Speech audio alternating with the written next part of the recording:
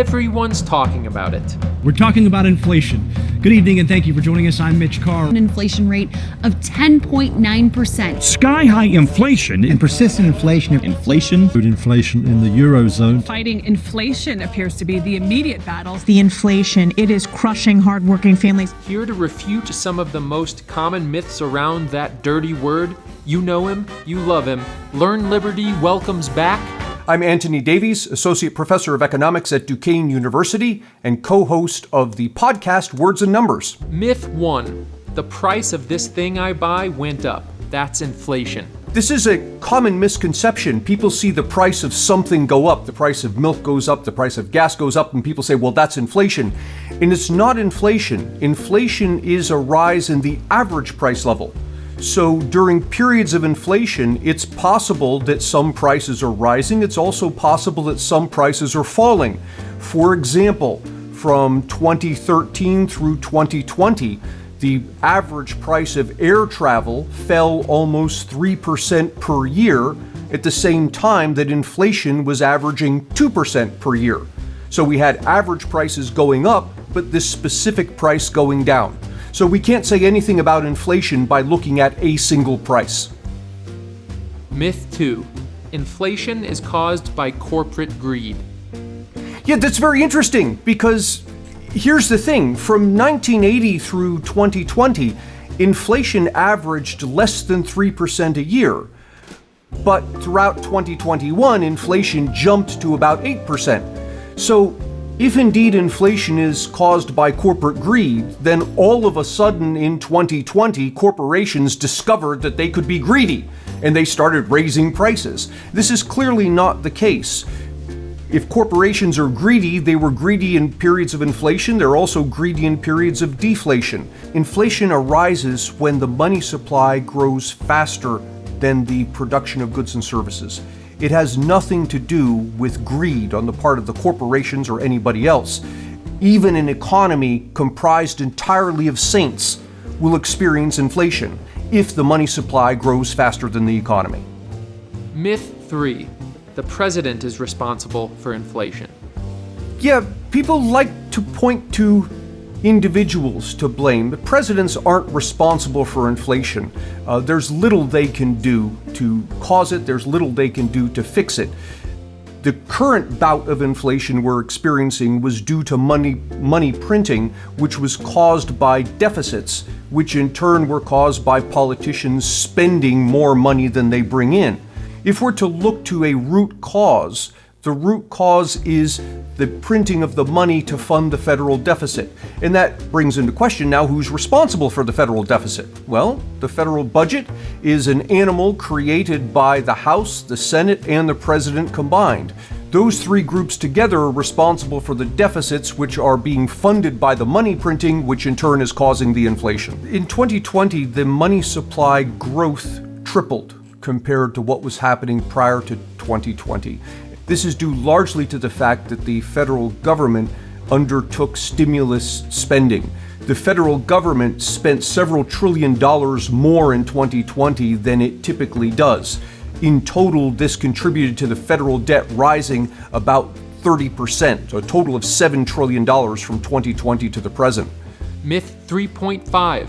The Russian president is responsible for inflation. Yeah, and notice the theme here. The theme is to blame anybody we can get our hands on. The fault is the US president, the fault is the corporations who are greedy, the fault is the Russian president. Politicians like to cast blame in all of these directions because it puts the blame somewhere other than where it really belongs, which is the Federal Reserve printing money to fund the deficits. Is Vladimir Putin responsible for the inflation? No, he is responsible for an increase in the price of oil. 5% of the oil the world consumes comes from Russia. Anytime you have a war, this creates uncertainty. Now combine the war in Ukraine, which is causing uncertainty, with the fact that one of the major players, Russia, is a major oil exporter. Oh, and also a nuclear power. You put all of these pieces together and all of a sudden this creates tremendous uncertainty in oil markets. That's going to drive the price of oil up. That in turn is going to drive the price of gas up. And it's going to drive up prices of all sorts of goods and services that rely on oil and gas for their production and transport. Is this inflation? No, it's not. It's the rise in specific prices, not the rise in the average price level. Myth 3.5.5. The Democrats or Republicans are responsible for inflation.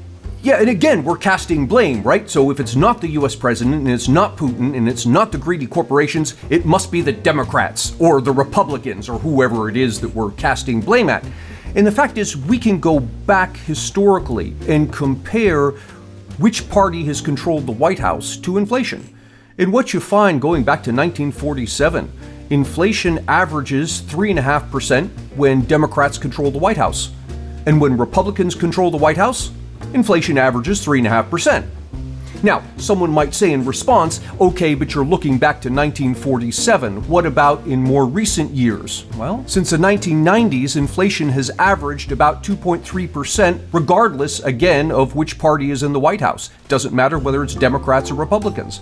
So parties are not to blame any more than presidents or greedy corporations or Putin. Myth 4.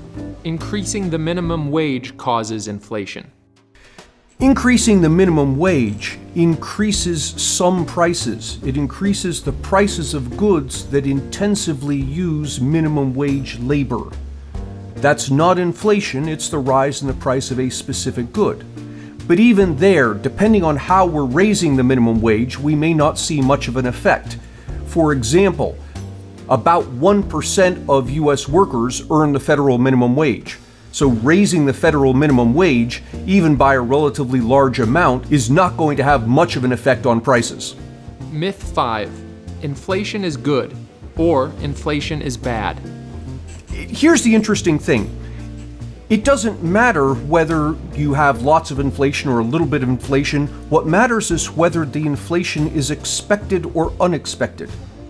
If the inflation is expected, everybody knows we're going to have 10% inflation, and it's going to be 10% inflation solidly for the foreseeable future. Well, what happens? Everybody builds that into their calculations. So if you're a landlord renting an apartment, you automatically build a 10% increase in rent into the rental contract. If you're a worker looking for a job, you demand an automatic 10% raise every year to compensate for inflation. If you're a bank loaning money, you automatically add on 10% to the interest rate to compensate for inflation. So long as everybody is expecting the inflation, they build it into their decision making and nothing changes. The problem is when the inflation is unexpected. When the inflation is unexpected, now all of a sudden people find themselves having locked into a labor contract that allows for 2% inflation, but suddenly inflation is 5%. And now the workers are losing money, they're losing purchasing power. Or you're a landlord and you've locked your renters into an annual increase of 2% and inflation is 5%, and now the landlord is getting less money in inflation-adjusted terms. So the problem is the unexpected inflation. Now, people will also say that deflation is a problem because when there's deflation, people will tend not to spend their money. So I don't spend because I'm waiting, I'm anticipating that prices are going to be lower in the future. And there's something to be said for that, except for an interesting example that we have. And the interesting example is the computer industry. Adjusted for quality, prices of computers and computer-related technology have been falling dramatically for decades now. And yet we don't see that phenomenon. People go ahead, they buy computers, they buy new smartphones, knowing that if they waited 6 months or a year, those things would be cheaper. And yet they buy anyway. And so what's the answer here? The answer is, to the extent that deflation is a problem, it's not deflation itself. It's the transition from a period of inflation to a period of deflation. That is, it's when the deflation is unexpected that you get problems. There is one important way in which inflation, whether it's anticipated or not, is bad, and that is inflation eats away at the purchasing power of people's dollars.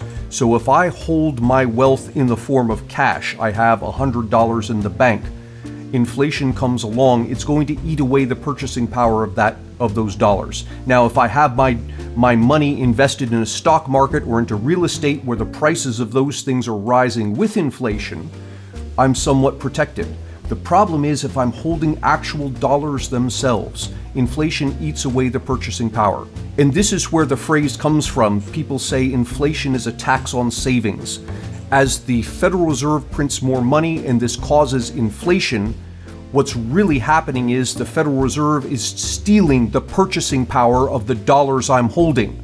And that purchasing power is going into these new dollars that the Federal Reserve is printing. Myth 6. We understand what's happening in real time. And this is the interesting thing, because we only know about inflation in retrospect.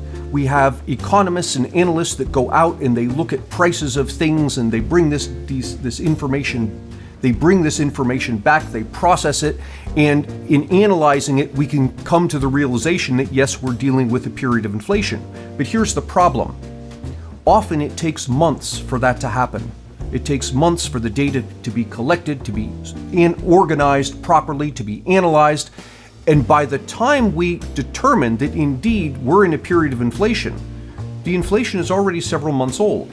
So if along comes the Federal Reserve that decides, all right, we need to do something about inflation, what are we going to do? And the Federal Reserve decides we're going to cut back on the money supply to quell the inflation.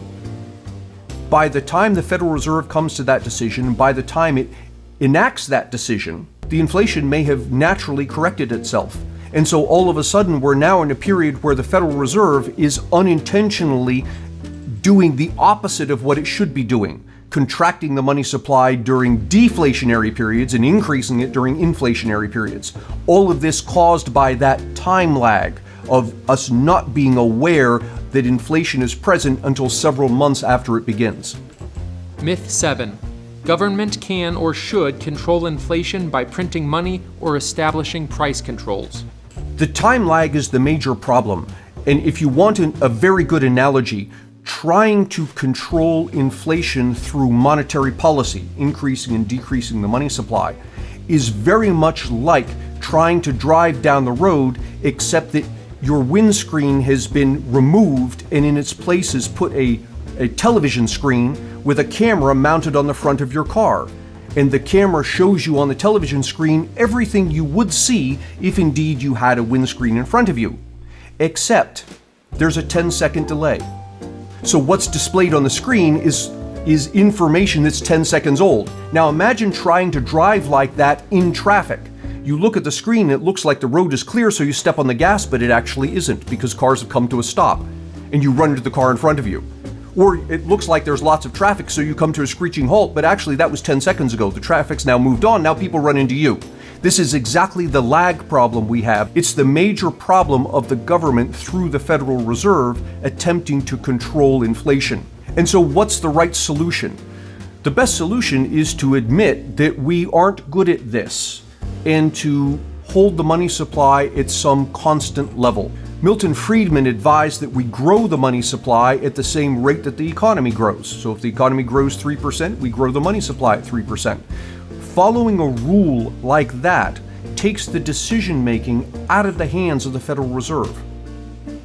And now we have some stable rule.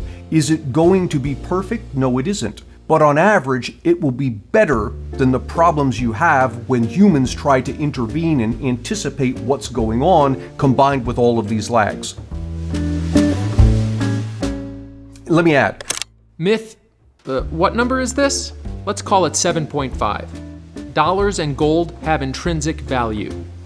And this is where the brilliance of a gold standard comes in. People make a mistake in thinking that the importance of a gold standard is that gold has intrinsic value, and we tie the value of the dollar to the value of the gold, and because the gold has intrinsic value, now the dollar has value. That's all nonsense. Gold doesn't have intrinsic value any more than paper dollars have intrinsic value. In fact, nothing has intrinsic value. Something has value because a person wants it. The only reason we think that gold has value is because we imagine that we could hand a chunk of gold to somebody and they'd give us things we want in return. Well, that's exactly why dollars have value, because we believe that we can hand the dollars to somebody and they'll give us something in return. So what makes the gold standard important is not the fact that the gold has some intrinsic value. It's the fact that the quantity of gold is limited. And if you tie your dollars to the gold, you can't print more dollars than the gold you have on hand. And because the gold you have is limited, the dollars you can print are limited. It's the limiting of the printing of the dollars that makes the gold standard so important. Myth 8. Everything at the supermarket is getting smaller. That's not factored in. What you're describing is what we call shrinkflation. That is, as you go to buy a hamburger at McDonald's, the price might be the same, but the hamburger itself is smaller. And people say, well, this is really inflation, but we're not measuring it.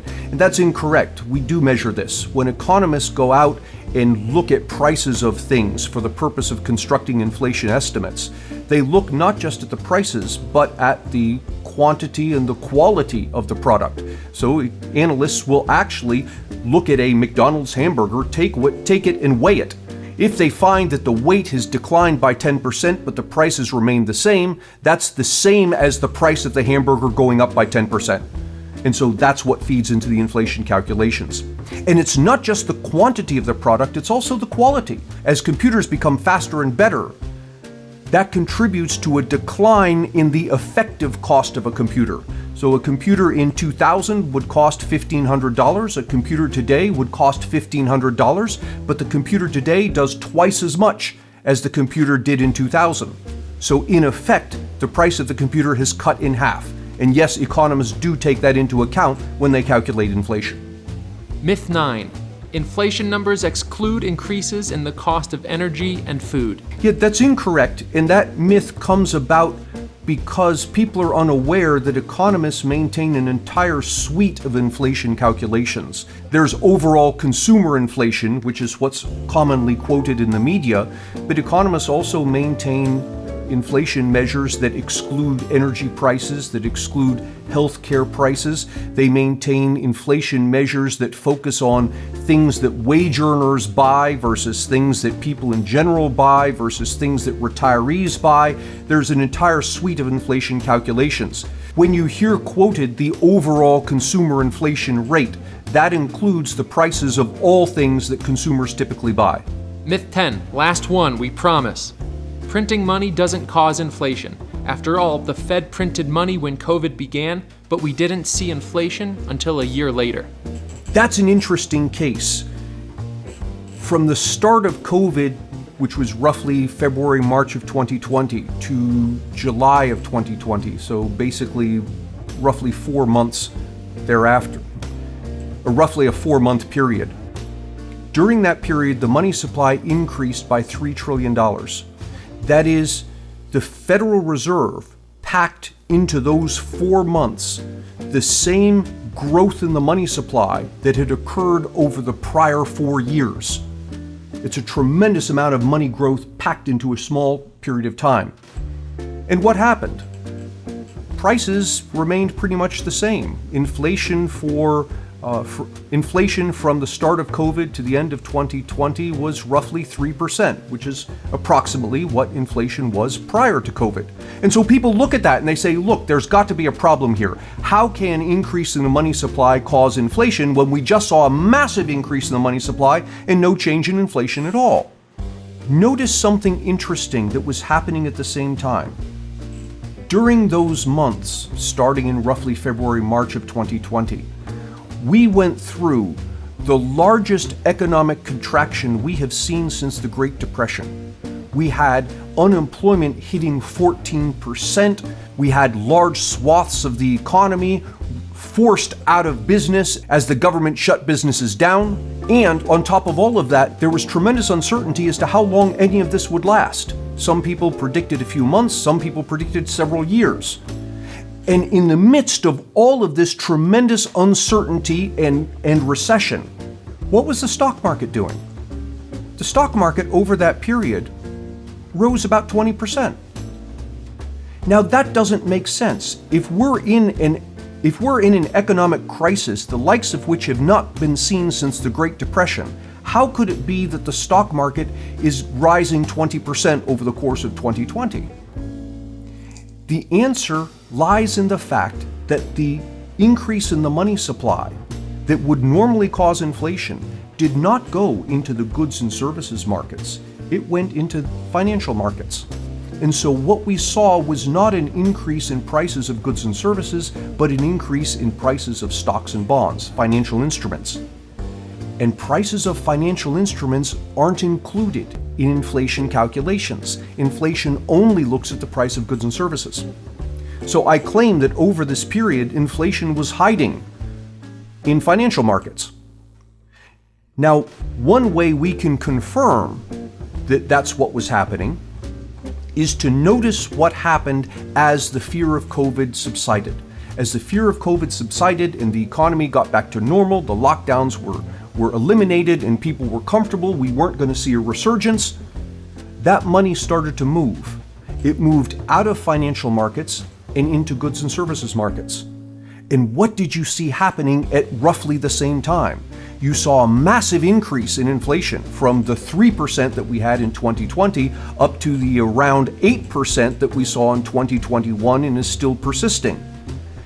And along with that, we saw the stock market level out and then start to decline. Myth 0? Money matters. This myth bumps up against something that many people get wrong, and I would call it the core myth of not just inflation, but the core myth of economics. And that is that money matters.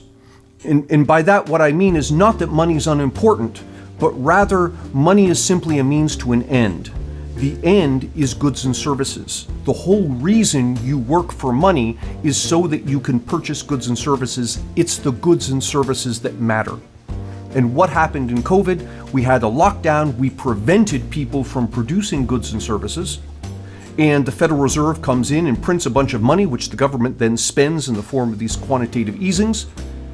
And people see all of these dollars floating around and they think, okay, life is going to be good because we have dollars. But that's the myth. It's not the dollars that matter, it's the goods and services that matter. Myth 11. The Fed had to do something to combat COVID. Hey, if the Fed can promise something and make everybody base their decisions on it and then just keep going anyway, so can we. It's a psychological trick. Now, as with any psychological trick, it's short term. The Fed could get away with it for a few months, maybe a year. But after that, people start to realize, as we're realizing now, wait a moment, printing dollars really doesn't do anything real. All it does is create inflation, and we have the same goods and services problem we had before. But thankfully, a year's gone by, and now the lockdowns are gone, and we can get back to producing goods and services. So as a short-term fix, as a short-term psychological, not economic fix, it might have been a decent idea, but it's not something that's going to work long-term. Myth 12. The government can fight inflation by raising taxes. This is the premise of modern monetary theory, that we can print as much money as we want, and if we get inflation, the government can tax the excess money back out of the economy. So you have the Federal Reserve on the one hand printing money to fund federal spending, and as we get inflation, on the other hand, we have the government raising taxes to pull the excess money out of the economy to bring prices back down and remain stable. The problem with this argument is that it's a bait and switch, because what it suggests is that we can perform this function and everything will remain the same, we'll have stable prices, we'll have the same GDP, everything's fine. Except the nature of our GDP has changed. When the Fed prints money and the government uses that money to buy things the government wants, and the government raises taxes to siphon money out of the economy, what's happening is government spending is rising due to this Fed printing, but on the other hand, consumer spending is falling due to these taxes. So what we've really done is we've changed the nature of our GDP away from goods and services that consumers want toward goods and services that politicians and bureaucrats want. So we might still have $10 billion worth of construction, but it'll be construction of border walls, not apartment buildings. or we'll have $5 billion worth of spending on hand grenades instead of $5 billion worth of spending on avocados. We get more goods and services government wants, less goods and services that consumers want. And on top of all of that, there's an additional problem. And that is, historically, any time Congress has gotten hold of more dollars, it's spent them. On average, every time government revenues rise by $1, Congress the following year increases spending by $1.20. So if indeed we followed this modern monetary theory recipe of the Federal Reserve printing money and government taxing that excess money back out of the economy, what likely would happen is that Congress would turn around and push that money right back into the economy as it increased its spending in the subsequent fiscal year. Bonus myth. You can dance to bebop music. Trust us, it's related. There's all sorts of unintended consequences that will arise depending on who you tax and how much you tax them. One interesting example of this is in the United States, the rise of bebop music back in the 1930s or thereabouts. This is a style of music to which people can't dance. The beat is off, it's similar to jazz. This arose in part, not fully, but in part, by a tax that the government placed on establishments that served food and drink and had dancing. Prior to this tax, it was popular for people to go out to a restaurant or a bar or whatnot, and there is a band there that plays music and people dance to the music. The government saw this, Congress saw this and started taxing it, and the tax was rather large, as I recall. And what happened? Well, establishments still wanted music for their customers, but they needed music that customers weren't going to dance to so that they could get around this tax. And this encouraged the evolution of a style of music to which you can't dance.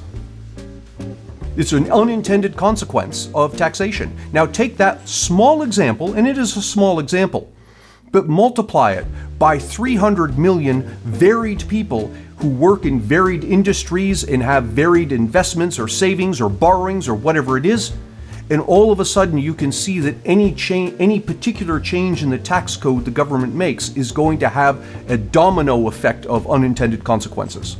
You find all kinds of interesting examples like that. One in particular that's happening right now in this country, you will hear politicians say things like the middle class worker's wage is stagnated, hasn't risen in 20, 30 years. And that's actually incorrect. Middle class wages have risen about 6% more than inflation since the early 1980s. But still, a 6% more than inflation, that's 6%, that's not 6% a year, that's 6% total since 1980. That's not that much. But what has happened is that compensation, the combination of wages and employer paid benefits, has risen 50% more than inflation. What's been happening since 1980 is that as workers receive raises for their work, those raises have not been going into actual wages. They've been going into employer contributions to health insurance, to retirement funds, all sorts of things that employers would pay for. The reason is the tax code, because employer contributions to health insurance, to retirement portfolios are largely untaxed, whereas wages are taxed. So both the employer and the worker are better off when the employer gives the worker a raise in the form of employer-paid benefits rather than the form of wages. It's an unintended consequence of the way we tax income. Myth? No, just kidding. That's really it. That's 10 myths debunked before factoring for inflation.